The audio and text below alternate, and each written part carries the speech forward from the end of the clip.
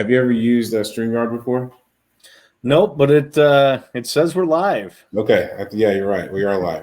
I normally do something like this or something to like kick it off, but I missed it. All right, what's up, everybody? Zoe Azubuki here with the Realtor Lender Mastermind, and I'm hosting solo today. Jay, my brother, is out on some vacation. Who knows where he's at? I feel like he's been vacating for like 2 weeks, but good for him. But hey, we've got Andy Treno today, and Andy is one of the top producers for Edge Home Finance. Andy, thank you so much for being on. It's great to have you, my man.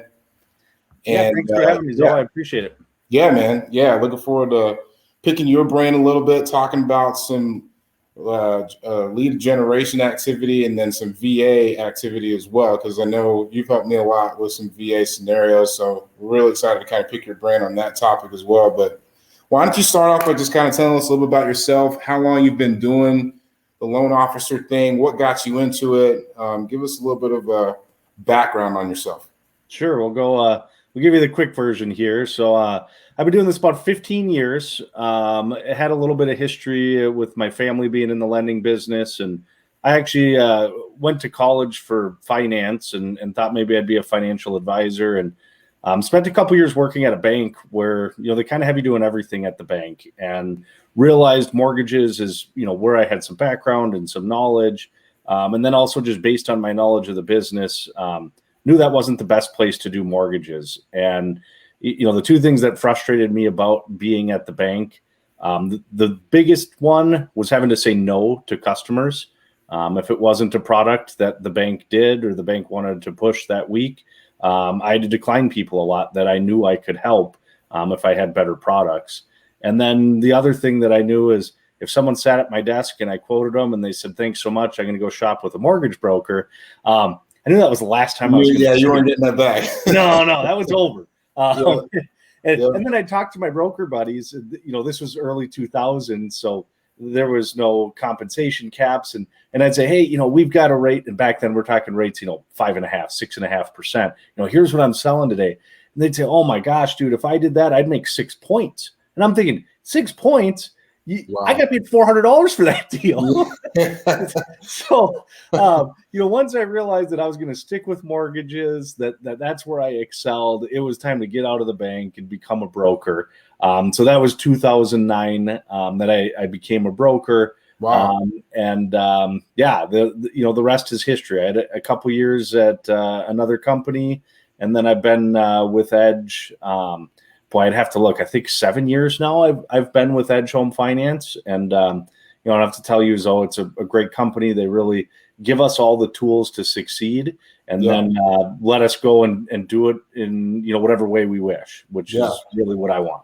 That's a really cool story, man. I want to dig a little deeper at the time you actually got into the business as a broker, because 2009 was right around that crazy crash in the mortgage industry. A lot of changes coming with regulation.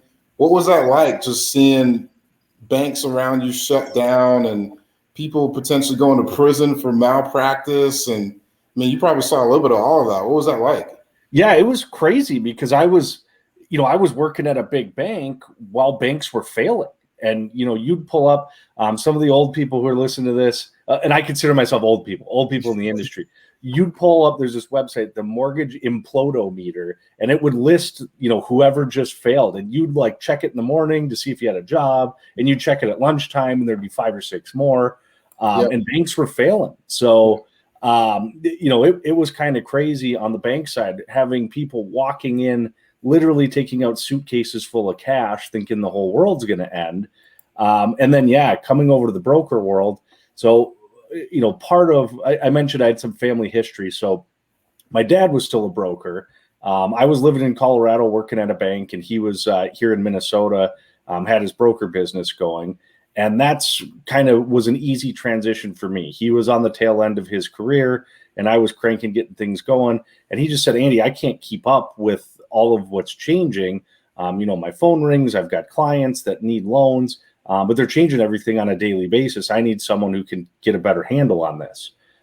So I don't know if I'm smart or stupid or crazy or stubborn or a little bit of all of it, but I just dove into it. And, you're right. It was regulations were changing. Compensation was changing. things would happen. And, being a broker, they'd come out with a new regulation, and you've got 30 different lenders having 30 different interpretations of how to do that. Yeah. Appraisals. When HVCC came out, different companies had different ideas of how that was going to work. We didn't always have AMCs. Our company tried to do it on their own for a while, and that became more of a liability than it was worth. But bottom line, things, like you said, were changing so rapidly. You had to keep on top of, what was changing. And it was interesting, to say the least. Yeah. So we talk to a number of loan officers from other companies all the time. And, that's one of the things I like in this business. And someone once told me that, even though there's a friendly competition that we all have with each other, it's always a good idea to stay friends with everybody, just because you never know. But for those people who are out there that are considering potentially moving to Edge as a broker, maybe transitioning from retail to the wholesale side, you've been on both sides, right? And you've seen a little bit of everything. What would you advise or say to them as to why the broker setup is more ideal in this day and age of the mortgage industry? Yeah, it comes down to, kind of why I left the bank is one of the big reasons being that I didn't have all the options and having to tell people no. I love having a variety of lenders to be able to find solutions to outside the box stuff. Anybody can handle an 800 credit score guy with bags of money. That's easy. Now, those clients, I'm also able to shop and find them better rates. And then on top of that, having more control. And it's one of the things that, retail guys and bank guys, it was our morning meeting. I swear they tried to scare us every day that if you leave the bank, the whole world's going to come after you. You're going to end up in handcuffs. Yeah. And that's just not the case at all. We've got more support from more legal teams at all of our lenders that have, their interpretations of the rules. We've got all sorts of lenders willing to train us. Working at the bank, it was unheard of to speak with an underwriter. It was like having a phone number to God. Nobody's ever done that before. How we are on the broker side. Every one of my files, I've got the underwriter's name and phone number right there. Yeah. And how many times do you fix a file by just picking up the phone and saying, hey, you're asking for this. I sent in that. Are we talking about the same thing here? Yeah. And, it's amazing. Human beings, we communicate, we get things done, and we've all got the same goal, which is to get that deal closed. Yeah. So getting back to your question, it's about having options for my customers so I can solve their problems, because that's literally our job. And then it's about having control over the process between who I send it to, what their pricing is, and then even in the nitty gritty of getting it through underwriting. You just got more control to get things done and get results. It's good stuff. I love it. Awesome. Well, let's switch gears here a little bit and talk about VAs, because you're my VA guy. Yes. Like that's where I got you in my phone locked in as. You're my VA guy, man. You've always been super helpful with my scenarios, which I greatly appreciate. And I think it'd be great for everyone else out there to kind of hear a little bit about your expertise on the VAs. So let's start with this question. Make sense of this whole. I'm going to put up a screenshot here. And then I'm going to ask you to make sense of this for us, and let's see if I'm able to do so. Is this stump Andy time? Yeah, this might be the Stump and Andy show. All right. So, do you see my picture here? Let's see. I don't. Do I got to be on the Facebook page to see it? Maybe. Yeah, maybe I got to. Oh, I got to share it. Let's see. Window, entire screen. Okay. Yep. So I'm just going to do entire screen, and then I'm going to pop it. Okay. Here we go. So now do you see it? I do. Okay, so make sense of this for me. This is a borrower that has a certificate of eligibility. It tells us that a prior loan is charging them $68,951 entitlement charged, but the loan amount was $272,893. Yes. Does this make sense to you? Yes. I mean, it's the government. Yeah, the government. This is what the government does, right? They put out stuff that you're supposed to be like, oh, we're supposed to make sense of this? Okay. So right. Could you explain to us what does it mean when you see that number there on entitlement charged? So that's what the portion of the loan that the VA is guaranteeing. And, the way that someone put it to me one time that kind of made it click, because it doesn't jive, it's not loan amount, entitlement, charge. And that's what I originally thought too. I pulled my first COE and I remember seeing he's got his full entitlement of $36,000. And I'm thinking, oh my God, how's this guy ever going to find a house for $36,000? Yeah. But that's not how it works. That's the amount of the loan that the VA is guaranteeing. And they're guaranteeing 25% of that loan amount. So the way that it was explained to me that really helped it click was someone saying, think of it like mortgage insurance. The VA is saying, we're going to be the mortgage insurance company for this borrower because he served our country.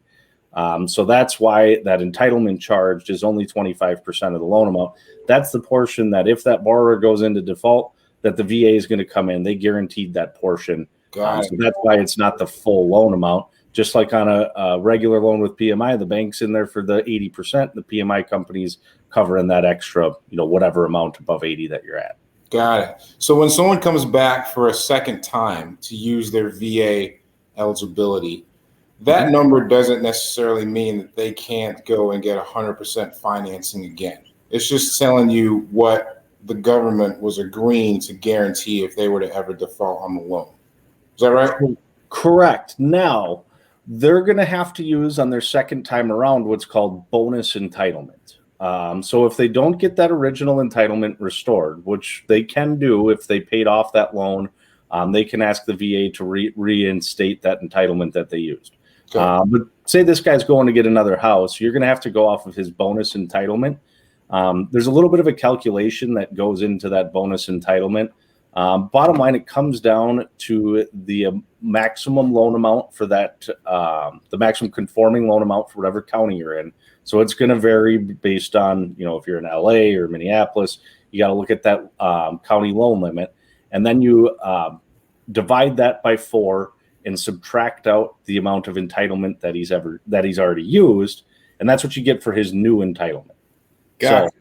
So, and I think you sent me this. I'm going to share the screen again. Hopefully everyone can see this. We'll actually post this link in the comments after we're done here. But I'm going to add a little thing here. And then, Andy, I'm going to ask you a few questions on it. Let's see if I can find it real quick. Should have had this already ready. So this have you used this calculator before, this VA entitlement calculator? Are you seeing that? I see it. I haven't used that one though. Okay. So does this make sense when you put in that number, like, okay, the 68,000 that was in that last example I just had? Yep. And now it's punching in, okay, this is the available entitlement, but then if you put in the home price, we want to be at 300,000. It's basically telling me here's the maximum loan I can do, the maximum VA loan, even though the purchase price is 300,000. Yeah. So here's what you got. You see that in the middle, that max 0% down price? Yeah. So if your customer went and bought a house for $276,000, $250,000, it'd be just like his first time. He's getting a 0 down VA loan. That's the maximum amount the VA is going to guarantee for him. Okay. So if he bought $276,000 or less, 0% down, just like normal. Okay. Now, when you get beyond that $276,000, what you're going to be able to do is 25% of every dollar above that. So in this case, he's roughly, what is he, 23,750. Okay. If you take that, multiply it by 20.25, you're going to get that 5938, which is his down payment that he's going to have to come up with. Gotcha. Okay. That's so again, think about it. That 25% is that magic number. That's what VA is guaranteeing. And when you get above the 276, that guarantee is gone. He's got to come up with that 25%. Got it. Okay. That's good, man. So far, you're passing the test like in flying colors, man. All right. So my next question is this. Sometimes there's some confusions on appraisals, inspections, different things that are out of the lending as element. It's more, inspection stuff. And so here's the first question. So inspections, from your understanding, is VA always required to have termite inspections and always required to have an actual appraisal. It's not possible to do appraisal waivers or anything like that. Correct. On a purchase, you're always going to have to get an appraiser out there. Okay. Now, when you say inspection, I go to think of an inspection where you're hiring a private inspector to go out there. Right. And that, as we all know, don't send that to any underwriter or anybody. Yeah. That's a 20-page report of every problem. Once it's seen, it can't be unseen. Yeah. I had someone this weekend call me, Andy, the electrical on this house we're buying is shot. And I'm like, oh my gosh, it looked like a new house. Yeah, it says we need these outlets that are GFC, and it's just we're not going to buy the house. I'm like, oh man, calm down. That's nothing. So yeah, that inspection, obviously that's separate. But you're talking about septic, termite, things like that. Termite is going to be area specific. Here in Minnesota, it gets cold enough. We kill those things off just because of our brutal winters. But most places you're going to have a termite inspection.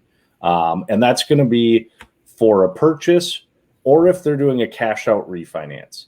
If you're doing a streamline EARL refinance, they won't need that inspection. They will require it for a cash out though. Yeah. Well water, they're always going to want to see that well water test to make sure that it's drinkable water. Septic is something, it's not always required. If an appraiser calls it out and says you should really check out the septic, you're going to need a septic cert. And then the other thing that I've come across is some counties require a certification of the septic anytime they're transferring title. So you may not need it for the VA loan, but you might need it for that county. And the way you would know is if the appraisal actually documents the need for it. Exactly. So if the appraiser asks for it, it's just like any repair that we run into. Appraiser asks for it, we got to get it. And then as far as county stuff, I actually just ran into that on one. I didn't know a county here in Minnesota required it every time. It was a VA deal, so we hadn't done it. The appraiser didn't ask for it, and we found out the county required it. So knowing what different counties require is important there too. Gotcha. And that's VA conventional anything. It wasn't a something of the VA loan. That's just that county. Yeah, that makes sense. Okay. So really good stuff.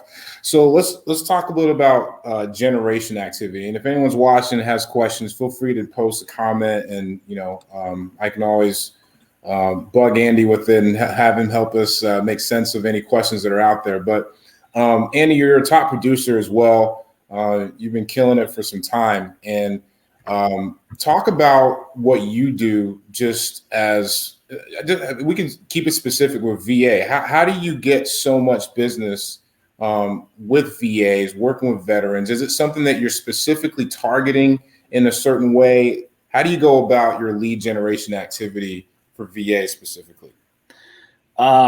It's not much different from VA than it is for anything else. My goal is to help people and to do the right thing. When you do that, people respect your job, and then the follow-up to get more business is to ask for it. Let people know that you work on a referral basis, and ask them who else you can help. And if you do the right thing and you help people, they're happy to refer you to their friends and family. And I'll tell you, military especially, they're referring to their friends that they trained with, that they went to battle with. These are people that they trusted their life with. Mm. So for them to say, hey, Zoe's my guy, that means a lot. So, the first thing is earning the right to ask for that referral. But I'll tell you, when you get in with a good vet community and they're giving that referral because you did the right thing, it's powerful and it really means a lot. Yeah, that's really good. Do you think there's an issue with just kind of the overall veterans community as far as lending goes? Do you find that there's any kind of pushback to some of the special guidelines that are kind of assigned to VA lending underwriting? Because I've done a good number of VAs as well, and it seems like there's always, just even different from FHA, like even different from other government loans, what are the stuff that you've kind of run into that's kind of been like, oh man, didn't even know that was a rule, but because now you're doing a VA, all of a sudden it is.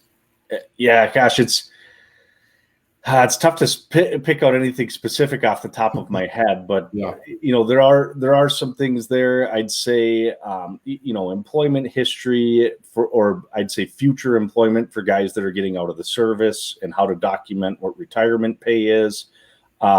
There's resources out there for this type of stuff, though, and I'd say that's kind of part of how I grow my business too, and what we can all do. Lending guidelines are out there for everybody. Go download the VA handbook and search it. You can usually find your answer there. If you can't, call the regional loan center. Just Google VA RLC, and it'll get you to the regional loan center. You can call up the VA and say, hey, how do I do this? And get an answer from the VA directly. That's good. So, I talked about it earlier, talking to underwriters at the bank was like talking to God. Well, you're like one step above God here. You're talking to the VA. It's not just the underwriter, and they're there answering the phones. You can call them every day. Yeah.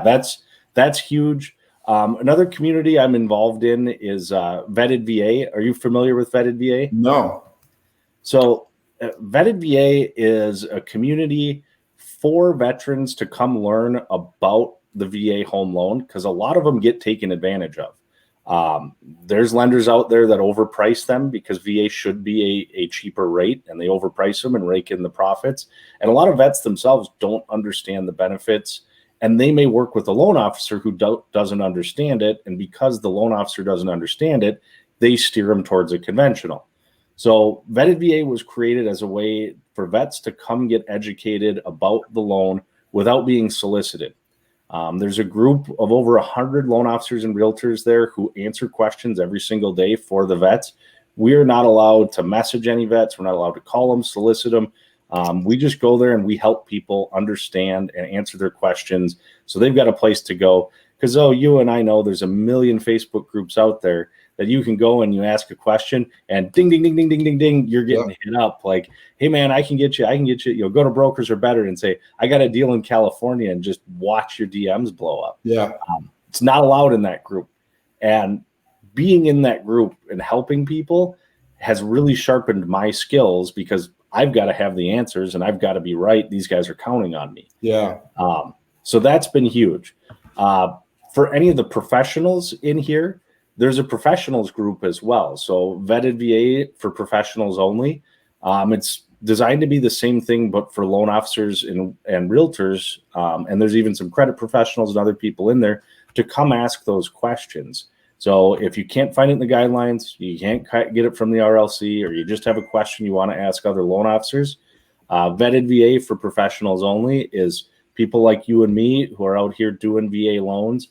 And reading through that, asking and answering questions really just sharpens those skills. And just like your group here, yeah, we're competition, but we're all doing the same thing. We're all helping people. There's an abundance of loans out there for all of us. So helping some guy get a loan done isn't going to take anything from you. It's just going to make you both better. Yeah, that's really great stuff. So just to clarify, Vetted VA, that's a Facebook group community that you can request and join. Okay. And then Vetted VA for professionals only, two of them. Correct. So Vetted VA itself is only for vets. The only professionals that are in there, boy, did we have some grueling testing to become moderators there. Yeah. By far harder than any licensing test I've ever done to get to be a moderator there. And other than that, it's vets. There's over 40,000 vets in there. So that's a place for vets to go ask their questions without getting solicited. And then the Vetted VA for professionals only. That's a spot for pros to go ask their questions. And same thing, not get hit up about sending referrals or shoot me your business. Yeah, that's good. Thanks for that info. That's really good. So my next question is regarding this crazy competitive market. And I'm just curious what you experience when you're working with a lot of VAs that are trying to buy in a competitive market. What's the general response that you get from listing agents who are, either calling you to try to find out more about the loan? Would you say that right now VAs are a welcomed product, or as far as just offerings in the mix of cash offers, conventional offers. How would you describe the sense of what the selling market, the listing agents and sellers, how they view the VA loan and VA offer? Sure. Well, first off, you said when the listing agent calls me, and if the listing agent calls me, I already missed an opportunity to make a good impression, because I should be calling them first to advocate for my Great point. Great answer. Great point. Yep. So first and foremost, you follow up that pre-approval letter with a phone call to that listing agent on every deal, but especially on VA deals, because getting to your question, they're getting thrown cash offers, conventional, and there's a lot of unknown about VA for a lot of agents, and unknown is scary. So there is some hesitation, but it's why it's important to get on the phone and educate the agents a little bit more. Usually what the concern is it comes down to the appraisal coming in, or they've heard something about, inspections going bad or repairs. But having a conversation and showing them there's actually some safety nets with VA in regards to appraisals that you get. So the first thing with a VA appraisal is the Tidewater process. Zoe, have you run into that with any of your VAs before? No. All right. So conventional loan appraisal comes in low. We all find out when we get the appraisal, right? It's too late. It's on paper. And we all know that once it's on paper, it's like moving a mountain to get an appraiser to admit that they were wrong and adjust that value. With VA, they've got a process called Tidewater. So 2 days before they actually give you that appraisal, you're going to get an email that says, hey, Andy, we're coming in shy on this value. Can you give me some comps or tell me why you think it's worth this? So before you even get that value, you've got an opportunity to go back to them and say, hey, did you happen to see this comp, that comp? That's why we thought. For me, the first place I go is to the listing agent to say, hey, send me the CMA you did when you listed this. I need those comps to show the appraiser to justify this value. And then all those little things that we all look at, is there custom cherry cabinetry in the kitchen that added value? What have they done? So before you even get that report, you can initiate that Tidewater process and try to get a better value. Gotcha. Now, you still get a low value after that. What you can do from there, you can actually ask for a rebuttal to the RLC itself. So if after getting that appraisal, you still just have a difference of opinion with that appraiser, you can ask the RLC to look at it, and they'll have a staff appraiser look at it. Now, it happens. It's more likely, we've all had those where you look at it and you just think this appraiser is insane. How did they miss this? Why did they adjust that? You get a third party from the RLC to look at that, and they can adjust it accordingly. They got to find facts out there. So they got to see, a comp that was missed or reasons why. But bottom line, that's basically a second appraiser who you can get to take a look at that to try to reconsider your value for that loan. Gotcha. Good info. For sure. Yeah, man. It's crazy to kind of hear the differences with the loan program for vets as far as just all those intricacies. But at the same time, it's great opportunities that are out there for folks that have done amazing service for our country, and and it is something that definitely we should all be encouraged to search for more to help these people understand that there's these opportunities. Would you say that there's a lot of veterans out there? It's really cool to learn about, like the vetted VA and all that. But do you have a sense that there's a lot of veterans that really don't know what they have available to them as far as these programs and offerings are concerned? Absolutely. Yeah, it's a scary amount of people who don't know what a good benefit it is. They're typically getting a rate that's 0.5% below what you'd be seeing on a conventional loan with no money down. And a lot of them don't realize how good it is, or they go to another lender who is overcharging on VA. So they see the same rate for a VA that they see for a conventional, but they've got to pay a funding fee with VA. So now VA looks worse. It's not worse. That guy was just overcharging you. Yeah. And then on top of that, we don't have mortgage insurance requirements, monthly mortgage insurance requirements. So that there's a big offset when you remove that and you get them the rate that they're supposed to be at. Yeah, it makes a big difference.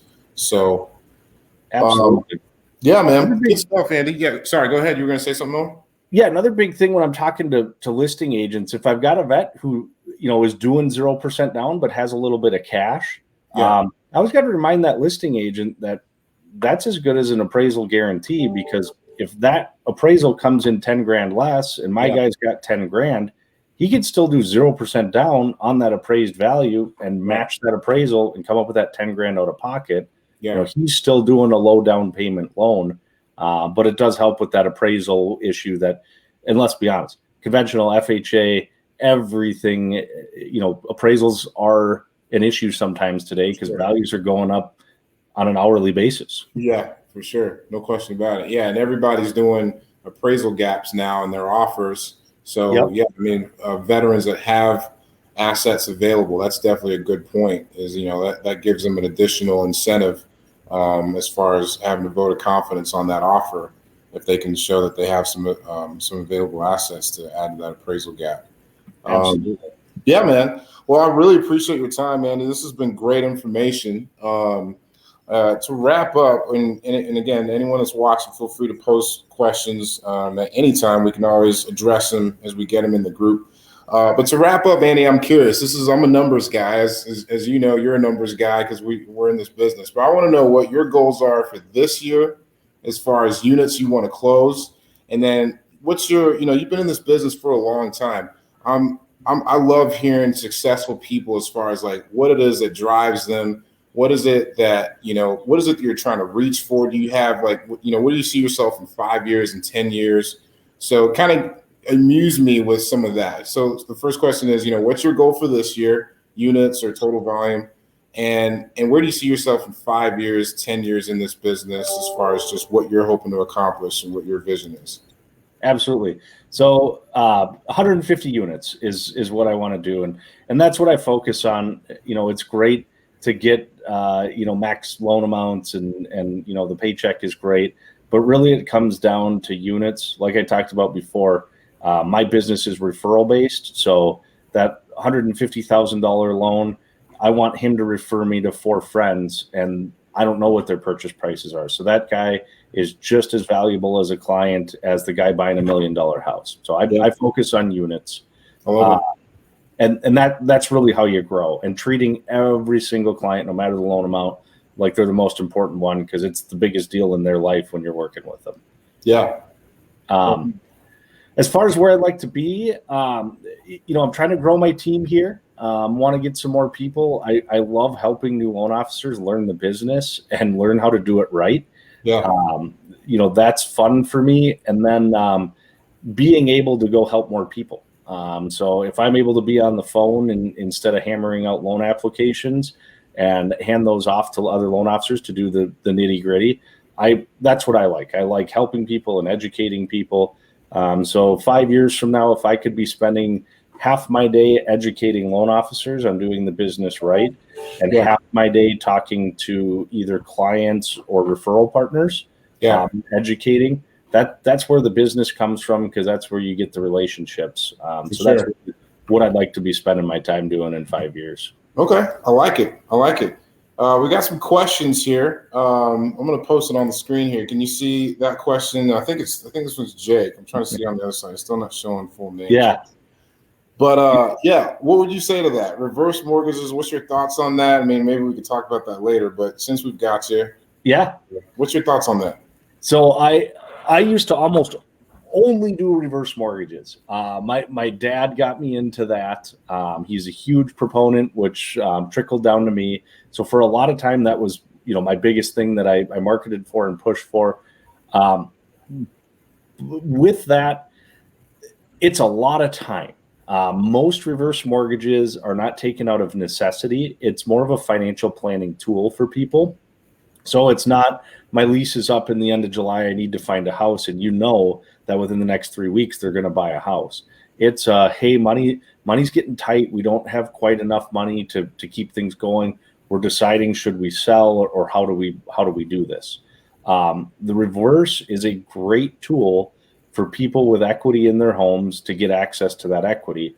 And there's millions of homeowners out there whose biggest asset is their house, and they're sitting on hundreds of thousands of dollars in assets that they have no way to access. I've seen people who are struggling to, get groceries, and they've got a $300,000 house free and clear. Most people who don't know about the reverse are going to say, we'll get a home equity line. Great. So you borrow from that home equity line to pay that home equity line payment, and you just keep doing that until finally you run out of money and you're in a bad spot. With the reverse, there is no monthly payment on it. So they can borrow from their equity without having a monthly payment to help with their other bills, keep them in the house, something I really believe in. But getting back to how do I sell them, it's not a sales thing. It's an education thing. It's identifying someone who would qualify, presenting the option to them, and educating them on how it works. There's a lot of misconceptions out there. People think that they're giving away their house, they're giving away their equity, which is simply not true. It's a mortgage like any other mortgage. Whenever they move, they just got to pay off whatever the balance is. But bottom line, it's identifying people who could benefit from it and then educating. And like any sale that's out there, you educate and then you shut your mouth and you listen. Yeah. Great tip. Wow. Yeah. You just dropped the gold nugget right there, Andy. Like that. I love that line of, it's not about selling, it's about educating. Like if we all had that mindset, we wouldn't come across as salesy, right? Because that's the big thing in our industry for real estate agents, for loan officers, is the fear is you don't want to come across salesy. Yep. Well, you just answered that right there. If you don't want to come across salesy, you just show that you care. And when you show that you care, you look to educate people. You look to help people understand what their options are. And that means you're actually looking out for their best interest, right? And so it's not a matter of, okay, I want to give them this loan or this particular transaction because this is going to pay me this. No, it's like what's best for them when they need it. And when we educate them on that, that actually improves their life and their quality of life. And now it's a no-brainer. They want to work with us. It's not considered a sale. It's considered a service. We've actually helped them improve an element of their lives. And I think that, man, you hit it on the head just so gracefully there. I love how you worded that. Oh, thanks. And yeah, it's about education. I've gotten deals from people by turning down deals. Yeah. And when I say that, someone calls and says, I want to refinance. Well, tell me why. What's your goal here? And you have a conversation about what's going on in their life, and you realize you're going to move in a year. I'm not going to charge you closing costs to get a refi. You need a couple $1,000s. Here's a way to get the couple $1,000s. And maybe that refi wasn't the right thing. Right. Or, you ask more questions. How old are you? Do you want to stay in the house? All right. You've got equity. You're over 62 years old. You want to live in this house, and you're coming to me for cash out to pay your grocery bill. Maybe we should look at a reverse mortgage then. But you don't find that out until you ask some questions and you shut up and listen. Yeah. Good points. Good stuff. Awesome, man. Well, if no one has any other questions, we'll go ahead and wrap up. And again, any other questions that wants to be asked, we're always here. Just post them in the group and we'll get to them. Andy, you're awesome, man. Really appreciate having you on. You're an inspiration, man. I want to be a VA loan killer like you one day. Hey, thanks, Phil. Appreciate it. I appreciate you being on, man. Thanks so much for taking the time. And any final words for anyone out there? Any last little nuggets that you might want to drop? I don't know, man. I just appreciate you having me on. I hope I was able to help someone. And bottom line, what it comes down to is just do the right thing. If you do the right thing every day, you may not get every deal, but you're gonna have happy customers. It'll come back to you. Awesome. See, I love I asked because that was a great one. So, all right, Andy, appreciate you, man. Thanks for being on. Everybody have a great day, and we'll see you guys next time. Take care, Zoe. All right.